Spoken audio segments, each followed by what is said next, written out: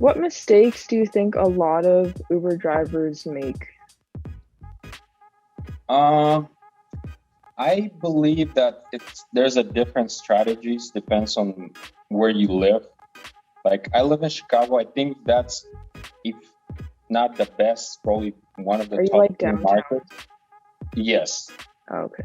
So we get really high quests here, and I usually when I go out, I look for short rides, uh, short with short rides with search, and I try to just get as many rides possible to complete the quest as fast as possible. And if you live in an area where you don't have those like good quests, probably like longer rides will be the better strategy. So I can speak for my area, but in general, I don't want to tell something that's not going to be valid. Yeah. So I think with a lot of people, they aim for long rides. They think the long rides will make them a lot of money, but I think the money is in the short rides.